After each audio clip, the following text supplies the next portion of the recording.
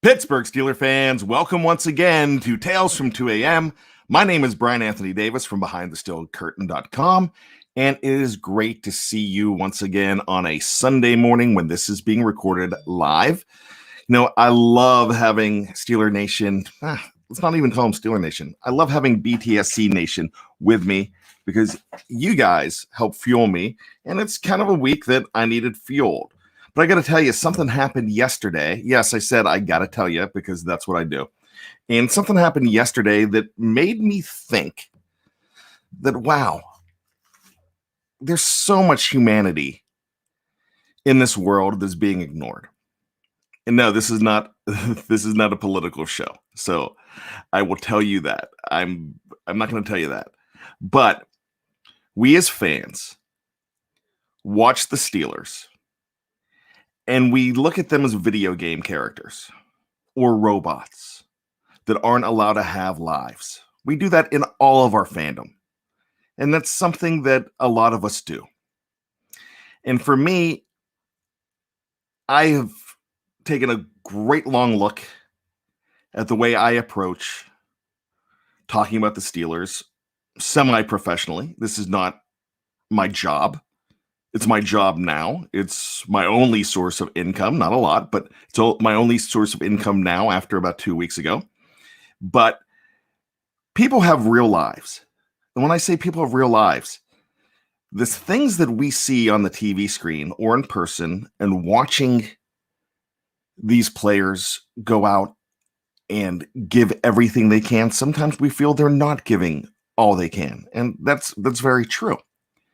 But there's so much behind their motivation for doing things, so much behind their business decisions, so much behind what's going on that we don't even know about because they have personal lives.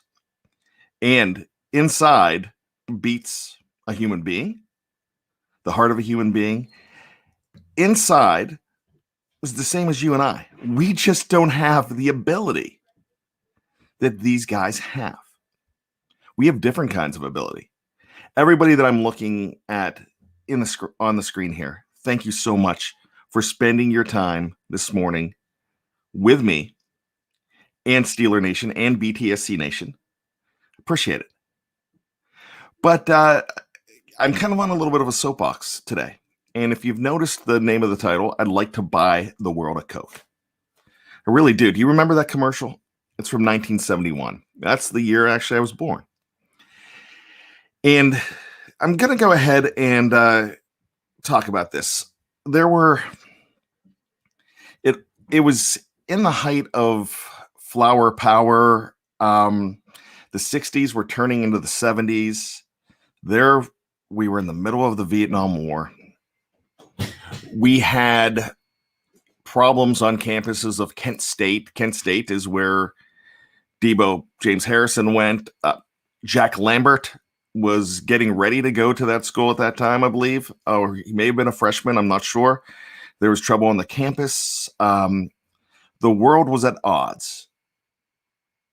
Not just the world, really, the U.S. Let's just break it down to the U.S. The U.S. was at odds. And there was a lot of dissension, just like there's a lot of dissension today. And this commercial came out. And I'm going to read some of the lyrics to you. I'd like to buy the world a home and furnish it with love.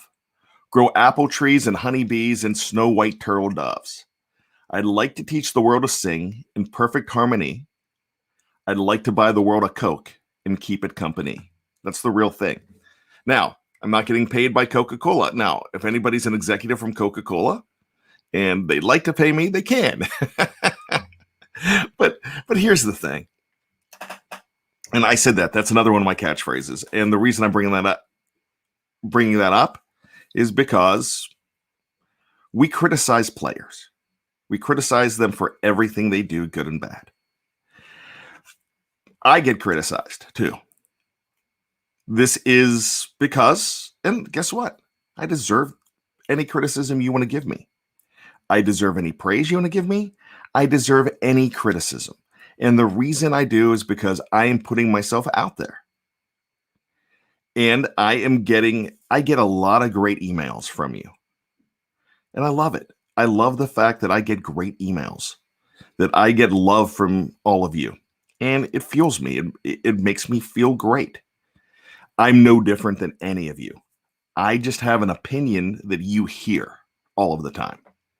You have a chance to write your opinion in the live chat. You have a chance to tweet it out. That's this age that we have. I definitely have a platform, and everybody else on behindthesteelcurtain.com has that platform as well. So I really appreciate the fact that I get a chance to do this. It's something I've dreamed of my entire life. It's not my real job. I'm in marketing and sales, and now I'm looking again. After 10 years with the company, that's happened. But the reason I'm bringing all of this up is because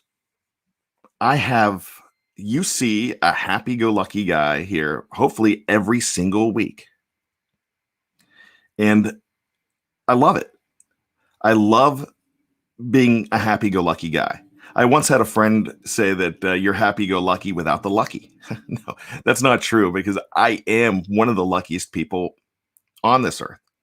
And I'm going through some personal struggles right now. But I have a lot of people around me that are helping me get through it. NFL players have a lot of people around them that aren't exactly helping them get through it. Some players, they're helping them make sure that they get theirs. When I say they get theirs, is the people helping them want to make sure that they're getting what they need out of it. So it's kind of a little bit of a selfish relationship. So I'm bringing this all up because we see decisions made by players in free agency. We were quick to jump on Steven Nelson, and we're quick to jump on maybe the Steelers. Steven Nelson saying that, hey, I'm seeing these other guys get the money that they're getting. My contract's coming up next year. I should get it too. Guess what? He should. I hope he does. I wish it was with the Steelers, but this is a new business model for the NFL. I mean, it's not new. It's been happening. But it's a situation where we can't keep players like we did. It's not like the 1979 Steelers, where that was an entire homegrown team that won the Super Bowl. Never been done before, never going to be done again. But we've got to remember that that player that busts their body every single day, and on Sundays or Monday night or whenever it is on your television screen or in person when we're at the football field, that person is on that drive home and they're facing personal crises and things that they have to do too. They make more money than us. Yeah, they do. But they also pay a higher price than some of us. And that window is a lot smaller, and there's a lot of guys that go broke. Is it because they don't manage their money well? Well, that's a possibility. Is it because that they have they're keeping up with the Joneses, and these are young guys that don't understand money at first? Or is it that they get an injury and they can't keep up, and everything that they knew just goes, and all of a sudden they lost their dream and they can't do anything else? So that's really what we do. And we look at these guys and we think of them as fodder for entertainment because we're watching them. A lot of people would hate it. You know the old joke, like, I don't go down to the drive-thru and tell you how to put the fries in the bag, or something like that. Now, you know what? And that's an insult.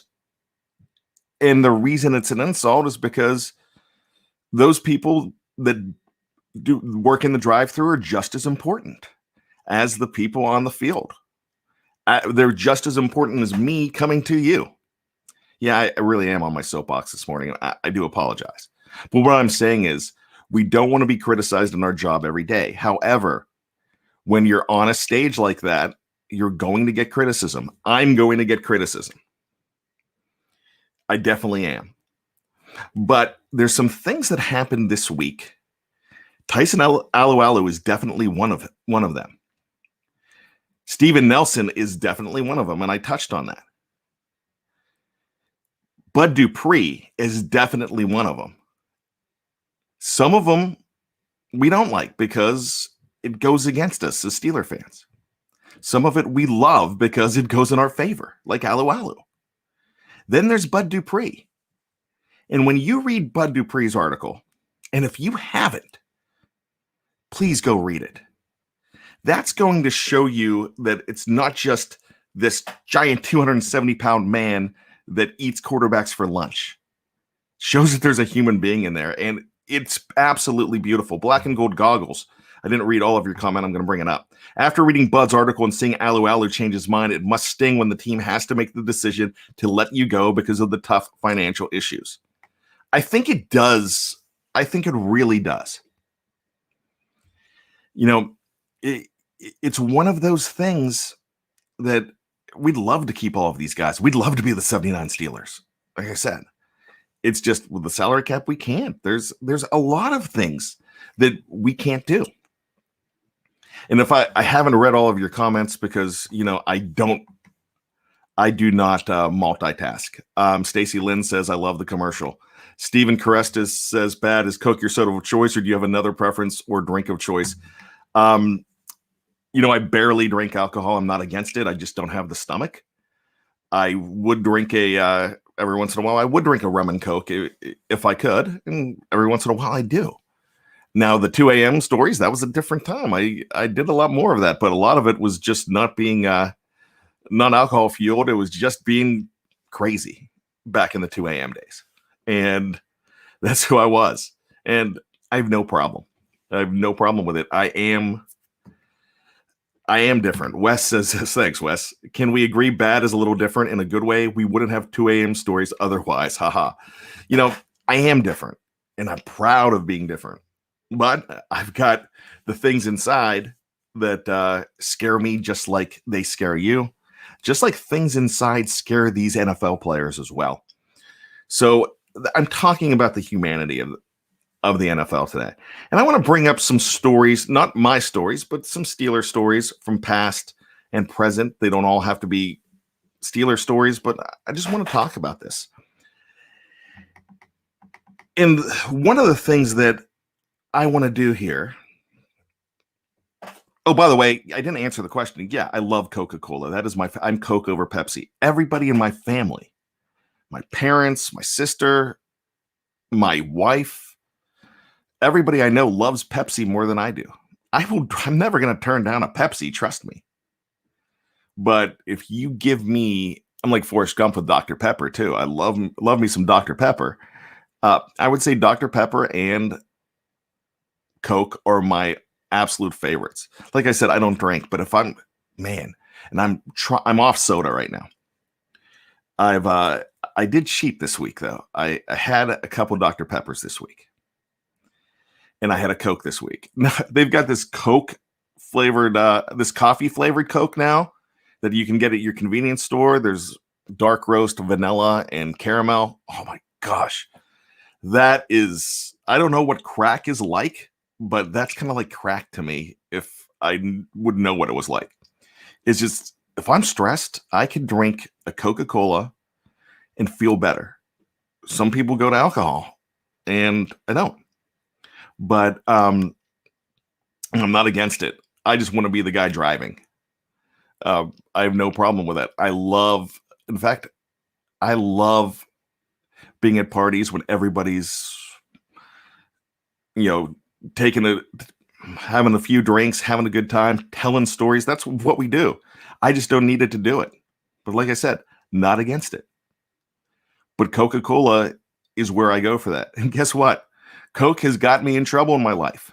Oh my gosh, that sounds terrible. It sounds like I'm talking about cocaine. Oh gosh. No, but what I say is, with all the sugar that's in a Coca-Cola, I'm kind of I had to be off of it. Now I'm drinking those. I'm putting those little drops in my drink now to that's that's not even good for me. But it gives me the flavor that I need, that I have to, just into my water. I wish I could just drink water straight. Yeah. But anyways, there's we're getting off track, but I want to buy everybody a Coke. And if you don't want a Coke, I'll buy you a shot. I'm gonna buy Steeler Nation. No, not Steeler Nation. I want to buy BTSC Nation a Coke. Then I want to buy Steeler Nation a Coke then too. Or a shot or whatever they want. But I want to look at all this, and I want to start with Tyson Alualu. Awesome news. How great is that? Now, here's the thing. And Jeff Hartman put this out yesterday in our Slack channel, and our Slack channel is between us. It's how we communicate, and this is how we get all the stories out first. It is so amazing how we work here, because I've had a buddy years ago said, like, how do you get all this stuff? Well, we have guys that, and I would say the main three that, and I try to be on top of it as well, but Dave Schofield, Jeff Hartman, Michael Beck, they, as soon as something comes out, they throw it over to us. And there's one of them saying, I got it. And it's on the website just like that. And yeah, this is a promotion for BehindTheSteelCurtain.com. I'm going to say it. Check it out for all of your Pittsburgh Steelers needs, because it's going to be there, because these guys are on top of everything.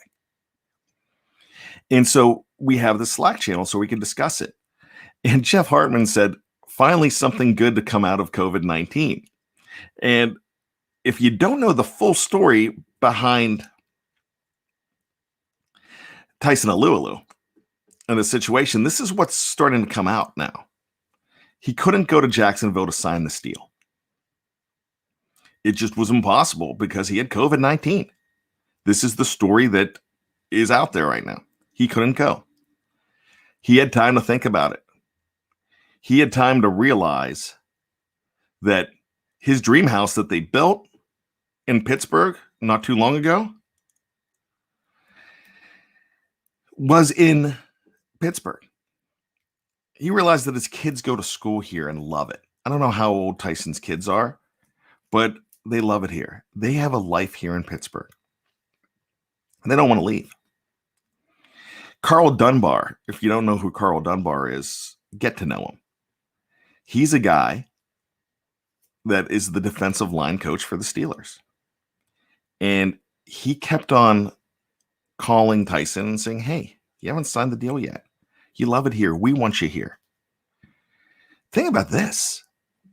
When the news happened that Alualu was gone, Cam Hayward, TJ Watt, Stephen Tuitt, they all went to social media, and there was like, this was devastating to them. Yesterday, when the news hit, Cam put out some GIFs and memes and videos and said, hey, my buddy's back, something like that. My best friend's back, or something like that.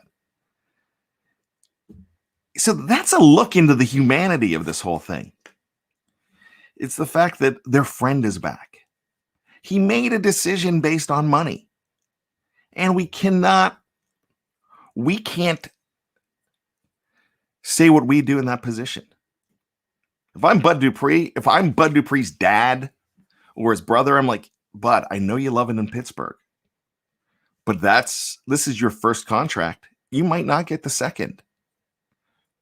The window's not like this, like it was with Juju Smith-Schuster and the window between the Steelers and the Ravens and the Chiefs. It was in the window between for Tyson Alualu and the Jacksonville Jaguars and the Steelers. It was not too far apart. Jacksonville gave him more. Pittsburgh didn't give him more. I don't know what happened, but Pittsburgh said, well, our original offer, it's still out there. You can have our original offer, which was less. And he took it because that meant more. Was it loyalty to the Steelers? Not really. It was loyalty to his family, and that's okay. That's the way it should be. You need to have more loyalty to your family than you need to your employer. Still have to have loyalty to your employer, But Wes says it. My brother is coming back. Yes, that's what he said. You need to have more loyalty to your family, and that's where it starts. Those are the people that are going to be there for you through thick and thin. I am so blessed. I still have my mom and dad, and they're still there for me. It's always, what can we do? I'm almost 50 years old. I hope I don't look 50. But I'm almost 50, and I'm blessed to have them. I have a family unit at home that when I lost my job recently, they're like, we don't care. Well, they care, but we love you. We need you. And that's all that matters to me. So when Tyson Alualu makes this decision, it's going to be popular in Pittsburgh, not going to be popular in Jacksonville. And guess what? They have a right to be upset because they got left at the altar. That's fine. But when you make a business decision, it has to be a family business decision, and that's what he did. This went our way. If this would have happened, no, I don't still live with my parents. I don't. James asks. No, they are still here on this earth, and I'm blessed to have them. I just live with my wife and 2 kids, and I have a third. My stepson doesn't live with us. He's married and has his own life, but we, the 4 of us are at home here. And you know what? But anyways, so what I'm saying is Tyson made that decision and it went our way, and I'm thrilled that it went our way. If he made that decision in a different direction, we would have been upset.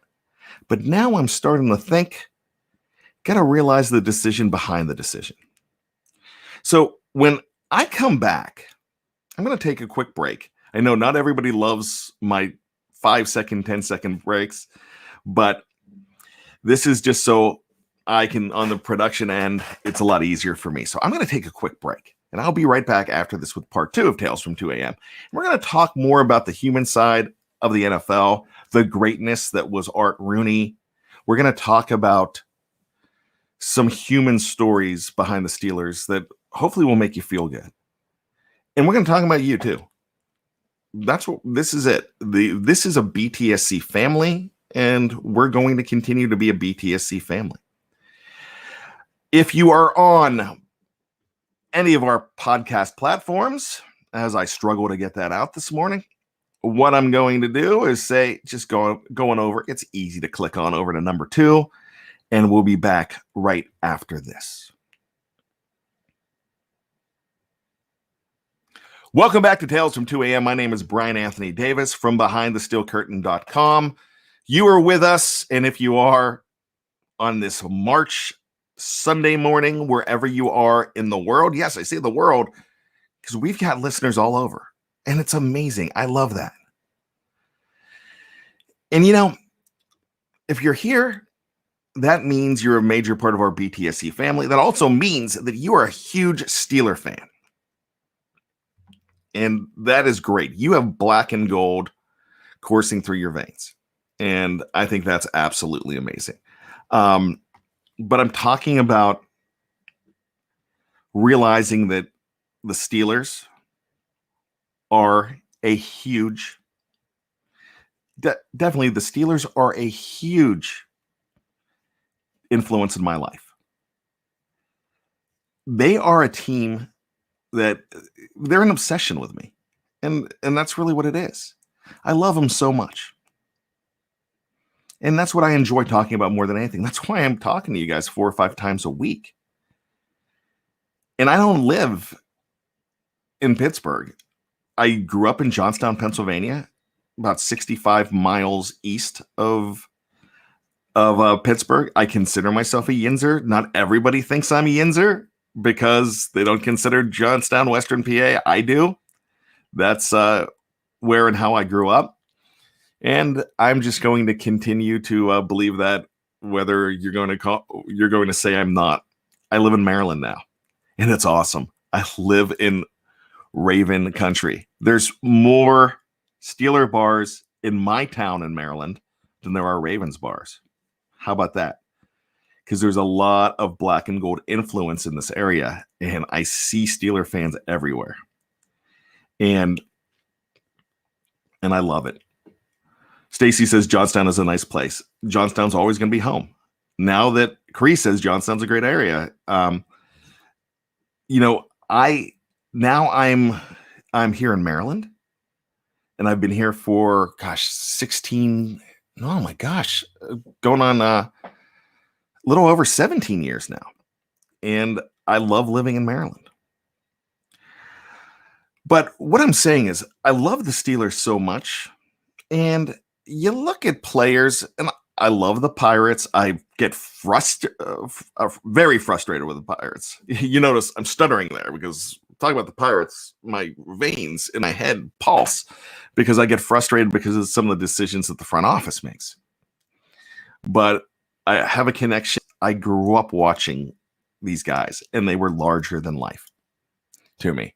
Steelers, Penguins, Pirates, Pitt, Penn State. Spent some time in West Virginia too, and that's a good state. I won't bust on that either. But speaking of busting, there's some players that people will call bums. If you make the NFL, you did something that a small percentage of everybody else in that field is able to do. If you're starting for a Division I team, you've done something that a small percentage of people can do. And it's amazing that you got that far. If you get to the pros, I'm going to give you credit. If you ever hear me calling a player a bum again, yell at me because I don't want to do it. And I'm not going to, because that's a human being with real feelings behind it. And I know I keep saying this.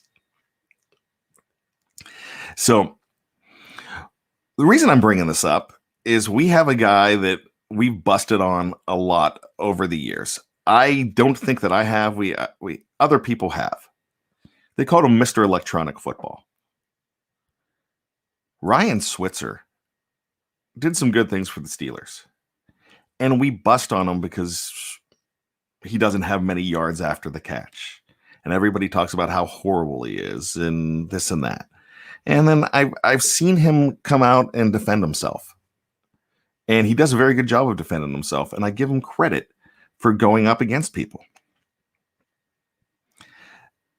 And fighting for his name, for his family. Now, his son, a couple of weeks ago, his son woke up with blood in the crib. 9 months old. Christian. God bless him. And they are still trying to figure it out. And they've had some ups and downs with it. And do you think football, even though that's where that family is going to get their money, do you think football means anything right now to the Switzer family? It doesn't. It does mean income to help pay for this. You know what he would give up football-wise to have his son healthy and not have the worrying questions to know if he's going to be there? Yeah, that's so scary.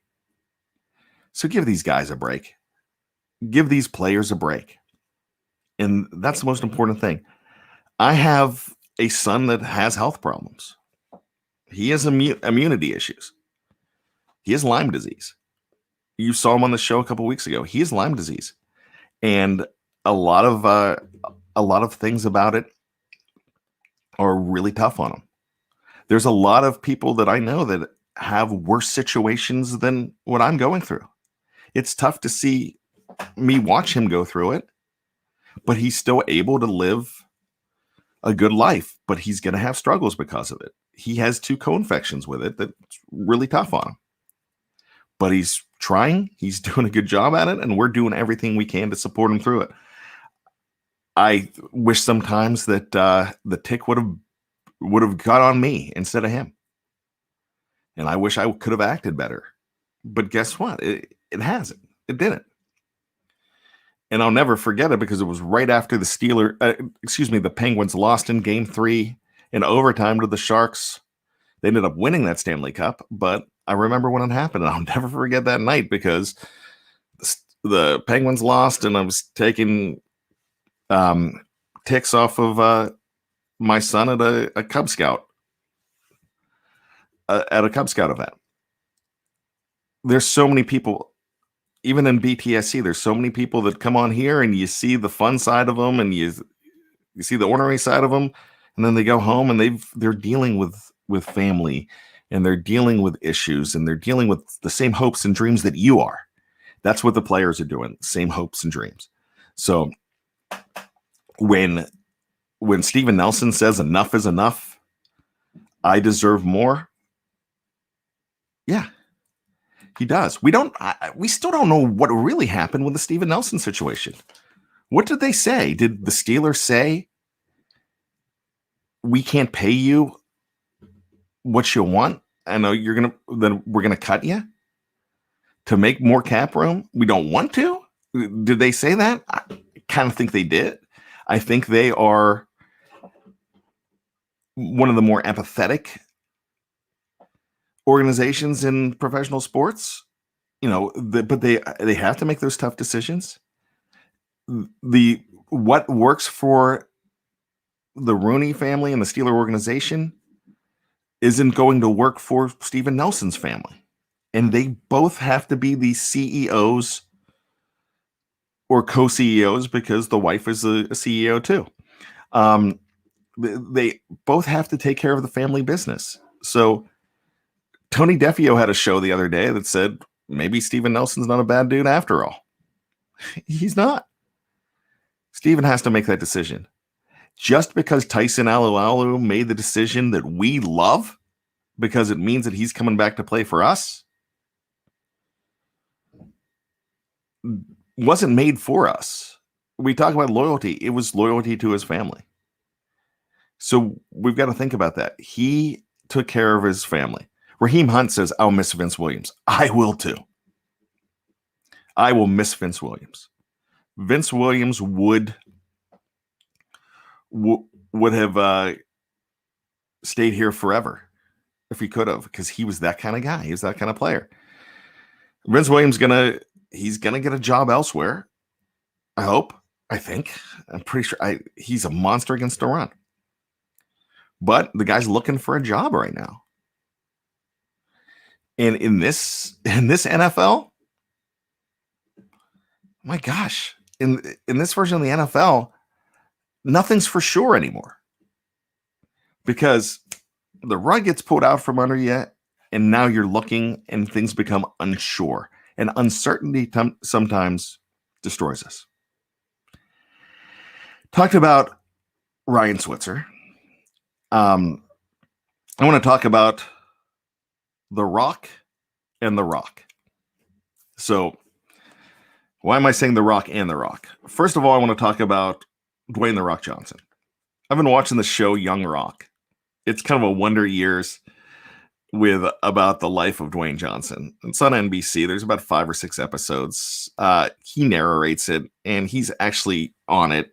It's cute, especially if you like pro wrestling, like I always have, or if you just like The Rock in the movies. It's great. But the episode the other day focuses on him being a freshman at the University of Miami in 1990. He was going to be the first freshman to start, and he was having a great camp. And then he messes up his shoulder. I don't know whether he blew out his shoulder. I don't know what happened right before, like on the last practice before the first game. And he went through this deep depression. He went home. He wasn't going to his classes. But he did have his family around to help him. He didn't want to tell his family what was going on right away. His roommates were saying, buddy, you got to go to class. You've got to snap out of it. Let's do this. They were trying to help him. But when it was taken away from him, even though it was temporary at that time, It was really tough on him. And it was also tough when he couldn't get a sniff in the NFL after a very good career at the University of Miami, and he goes to the CFL. This was not in the show. This is something that I read his book. And he's pulling, you can only have a couple Americans on a Canadian football team. And he's pulling a mattress out of a dumpster to sleep on. Now, where The Rock is now is amazing. He made himself. He got opportunities. And he said he got opportunities because of who his dad was, too. That's what some people say. But, yeah, Thaddeus asks, wasn't The Rock's female sister cousin a wrestler, too? His cousin, he has a lot of cousins. The Samoan culture in wrestling, you want to talk about family, the Samoan culture with family is very tight, too. And I believe Nia Jax is related to Dwayne "The Rock" Johnson. He's either friends or close friends or family with the Usos and Roman Reigns and a lot of people like that that you know. But I digress. But anyways, The Rock had the opportunity, but you see this guy in the Fast and the Furious movies. And you see him larger than life right now. But he went through a deep depression because he lost his job. And when a guy gets cut, we're like, good, I'm glad they cut him. Yeah, I'm going to start, I don't care what you do, but I'm going to start looking the other way and saying, man, I hope he hooks on elsewhere. I know it didn't work out here, but I really hope it works out for him. Because now I'm seeing that, and I understand that we are in a country that now we can talk about depression a whole lot more. Back then, you really couldn't. But there's been a lot. I mean, we just need to look at the other side of things. And I know I'm on the soapbox, and I know I'm talking about that stuff. So I mentioned that Rock. I want to talk about another Rock. In Steeler Nation, we revere Rocky Bleier. For good reason. When he was in Vietnam, he played for the Steelers, and not a lot of people know this. He was number 26. But we know him as number 20 when he came back from Vietnam. So he went to Vietnam, then Preston Pearson took his number and was number 26. So that's kind of what happened there, but the number doesn't matter. But what I'm talking about here with Rocky is this. Rocky Bleier had so much shrapnel in his leg. He had 3 toes that he really couldn't use. He got hit in the thigh with a bullet. I mean, this guy was fighting for our country in Vietnam. He got drafted, had to go over, and he did. And that's a hero to me. And I don't think nobody's discounting that. But we've heard the stories, we've read the stories of PTSD. And that's all very real. But Rocky's laying in a hospital bed. And he gets a postcard from Arthur J. Rooney, the old man, the patriarch of the Steelers. He gets a postcard. And it says, this is all it says. It says, Rock, the team's not doing so well. We need you. Art Rooney. Rocky Bleier said it. Do you know what that vote of confidence, most likely false sentiment? When I say false sentiment, let me put air quotes up, because the air quotes, not putting air quotes up, got me in trouble a couple days ago with something I said about Juju Smith-Schuster. And I read the comments that I know this is rotten to say. I read the great comments on YouTube, which I get a lot of. I read the awful comments on YouTube where you're calling me an idiot for something that I said on this show. And shouldn't get to me. I should be professional about it. But yeah, I get those comments too. So I'm going to put the air quotes up here. And Art Rooney was not saying that thinking that Rocky Bleier was going to come back. Art Rooney was saying that so Rocky Bleier had incentive to get better and not fall into that deep depression. That's why he wrote that. I bet you if you asked Art Rooney at the time what he meant when he was sending that out, he was trying to boost a man's spirits. That's what he was trying to do. I guarantee you that. But I don't think his intention was saying, get back because we need you to play in 4 Super Bowls for our team because doctors said you're never going to play again.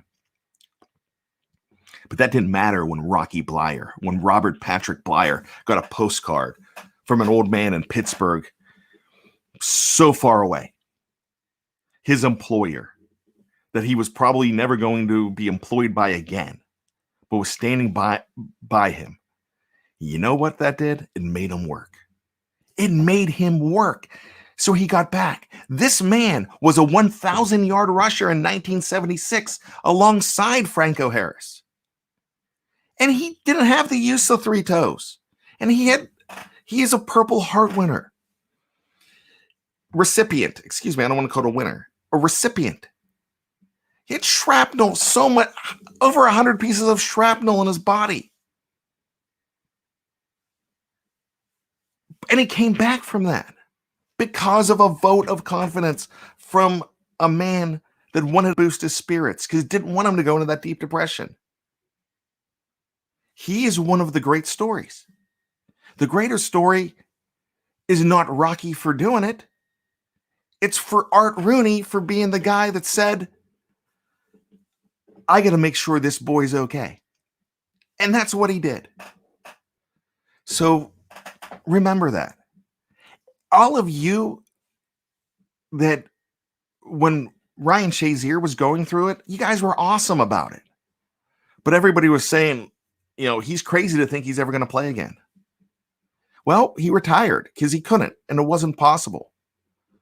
But if I'm his dad, I'm his friend, if I'm anything, I'm like, Ryan, you work, you try. If it doesn't work out, it's fine. And I'm sure he had people, he is a good family unit around him. And he does. But I heard people say, well, he's stupid to think that he's going to come back. You can't say that. You've got to have hope. Even if it turns out that it doesn't work, you've got to have something to drive you. So that one of my favorite all-time sports stories is what I just told you, Rocky Bleier and Art Rooney. Because that wasn't a football player lying in that bed. That was an American soldier lying in that bed.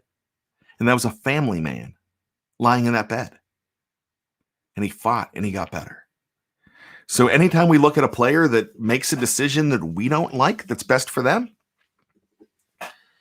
we think about the decisions we'd make in our family, in our lives.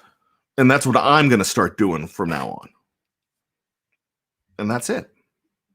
Now I want to touch on Bud Dupree because I mentioned Bud Dupree. I mentioned that article that he wrote. If I'm in that stadium and the Tennessee Titans are coming to Heinz Field, hopefully we're in that stadium, I'm going to pull out my terrible towel. I might even wear my number 48 Bud Dupree jersey. And I'm going to clap and wave that towel for number 48 because of the things that he wrote in that letter. He didn't have to write that letter. He got his money. He could have left.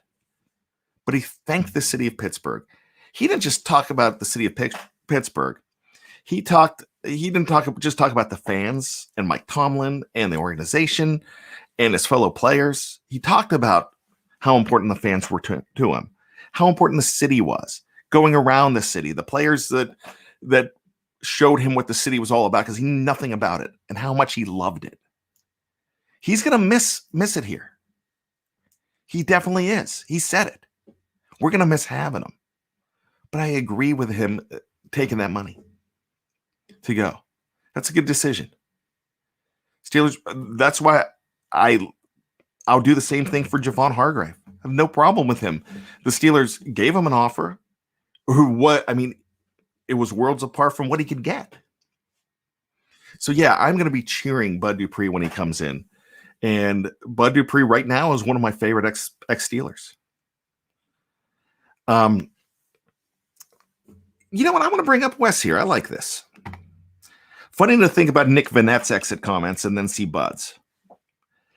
Nick Vanette, I think he showed up in week 3 or 4 in 2019, and he hated the city. But he also had some bad things to say about Seattle when he left there. And he had some, I don't know what he's going to say about Denver now that he left there. So, you know what? He saw something a little different than what Bud Dupree saw. But he might look at things differently. He might feel that he wasn't treated as well. Yeah, you know what? It's really hard to come in to any situation when you haven't gone through a full camp, to come in the middle and know everything middle of the season and to thrive. I think that's the same thing with a guy like Avery Williamson. Avery Williamson's a lot better of a player that played for the Steelers last year. If he comes back, if they sign him to a deal, don't know if they're going to, but if they bring him back, you're gonna see a lot more out of Avery Williamson than you did last year. It's just hard to adapt in the middle of it. It was even harder in 2020 because of COVID. It really was. I'm going to have some trouble with this name. I'm going to try Joseph Mesidou. I'm going to try that. Joseph Mesidou. Please let me know. Spell it out phonetically. But Joseph gives us $1.99 in the live chat. Always will be a Bud Dupree fan. Good luck to him. Yeah, I will too. Here's the thing, though. We called him Bud the Dud. I never did because I bought his jersey and I love this guy. We were not satisfied with what he was doing for 3 years. And then finally in that 4th year, we're like, it's pretty good. Guess who else we didn't like that much? I'm going to say Troy Polamalu, sure. First season, we thought Troy was a bust. He wasn't. You're not going to call him that now. How many of you back in 2011 and 2012 called Cam Hayward a bust? Sometimes it takes some time. So before you throw out that B word, the bust or a bum, remember, these guys have a lot to offer. And they really do. And they're trying. They're trying for their family. And they're trying for their way of life. They're really good at it. Wes says, yeah, I was a huge Bud critic. And guess what? We have that right as fans, too, to be a critic. But remember what's going on the other side. Look, you guys say a lot of great things about me, but I'm going to look in the live chat later for YouTube, not live chat. I'm going to look in the comment section and someone's going to call me an idiot. And guess what? They have that right too. But I shouldn't let it get under my skin. Definitely shouldn't. But I'm thinking about how I feel when I read that. And I'm thinking about how I feel when people send me these beautiful messages. Thinking about how I feel when I'm reading stuff that they're saying about my other BTSC teammates here. And when they bust on them. Look, sometimes it's rapid fire when we're talking about stuff. I wrote an article the other day. I'm from Johnstown. I wrote an article that got rave reviews from everybody. And I forgot one thing. I was ranking the number 2 picks since 1969 for the Steelers. By the way, there's a lot of them. There's a lot of great number 2 picks. I had a hard time with number 1 and 2. 2 of the great number 2 picks of all time for the Steelers not just since '69, all time, named Jack. Jack Ham and Jack Lambert. I'm from Johnstown, Pennsylvania. Jack Ham was from Johnstown, Pennsylvania. He graduated the same time that my parents did.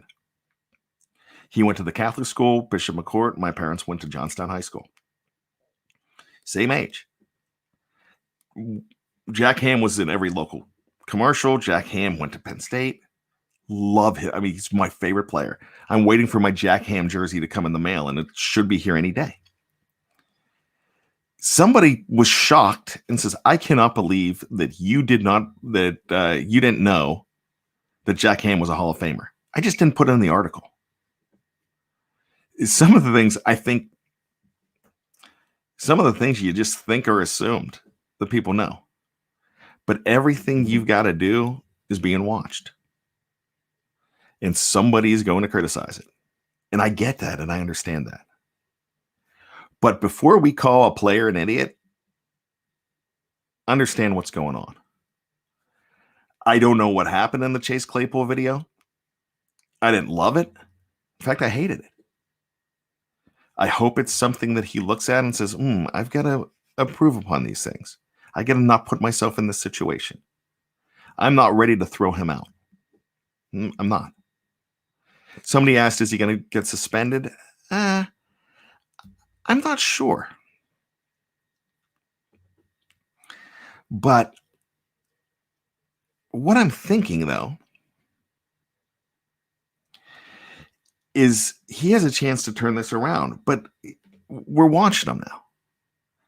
And the reason we're watching him is because he's representing the team that we love. So we have the right to criticize.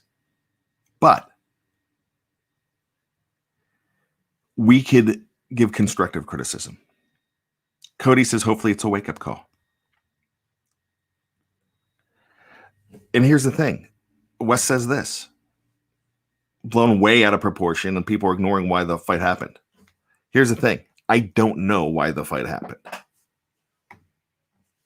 And I wrote that in Fact or Fiction, and when you read Fact or Fiction when it comes out today, you'll see that. But it's still putting yourself in that position.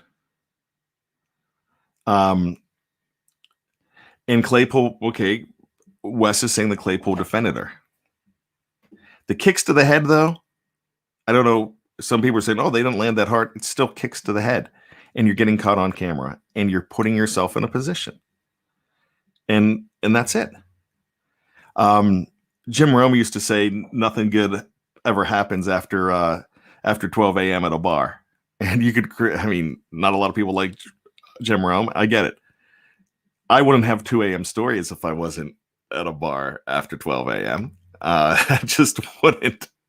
But you know what? This isn't here to talk about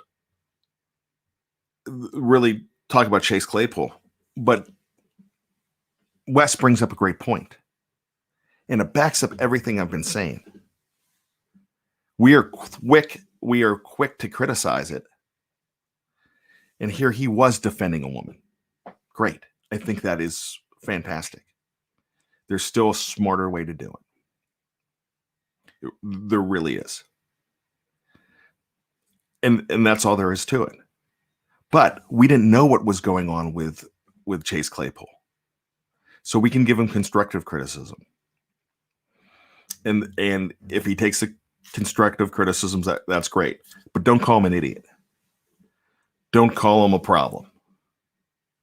So that's what it is.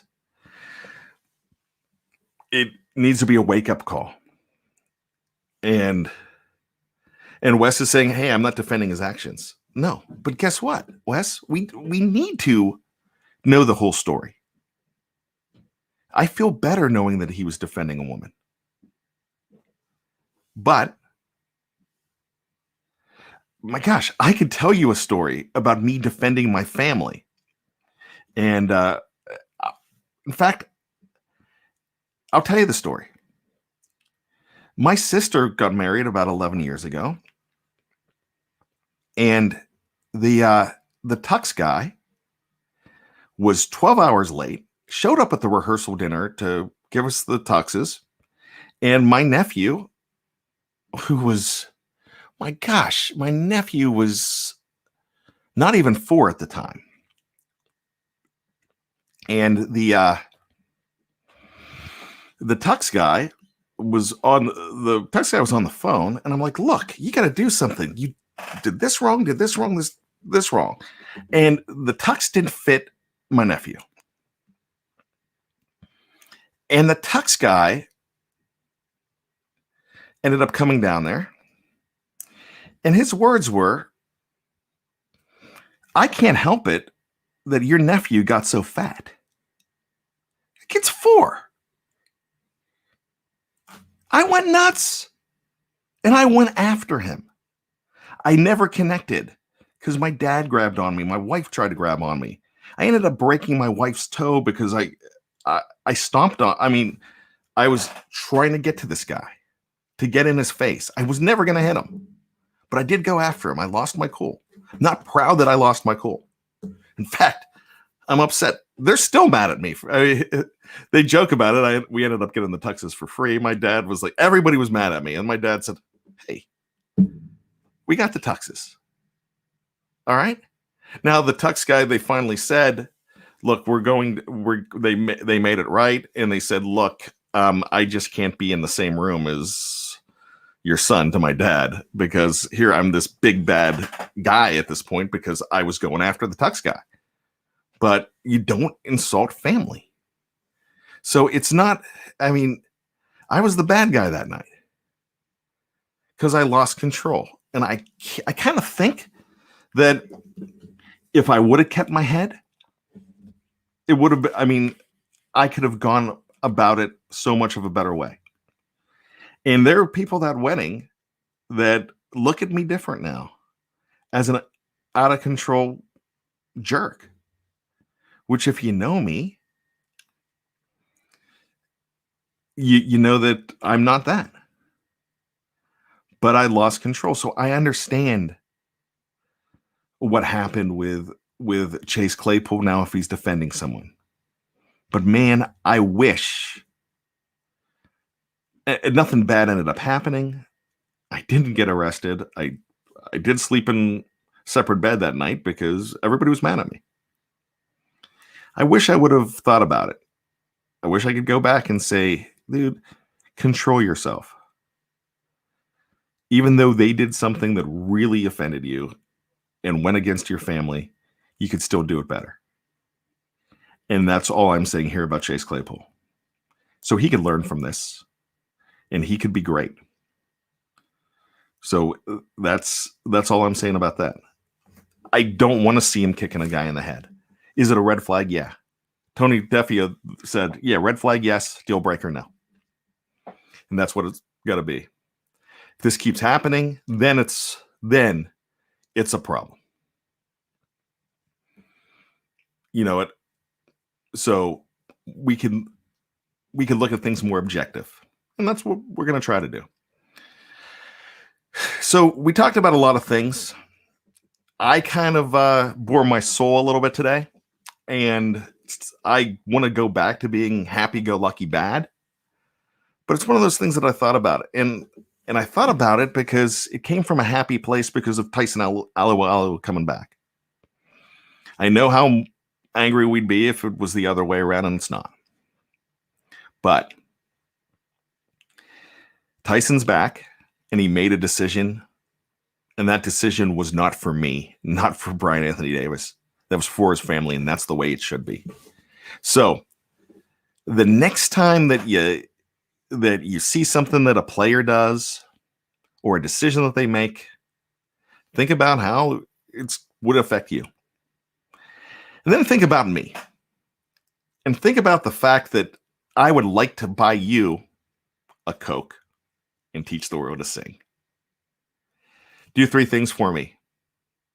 First of all, actually do 4. 1, know that I love and cherish you all for being in here on this show and listening and giving me this forum. 2, be safe. 3, be true to yourself. And 4, always be behind the steel curtain. I'll see you.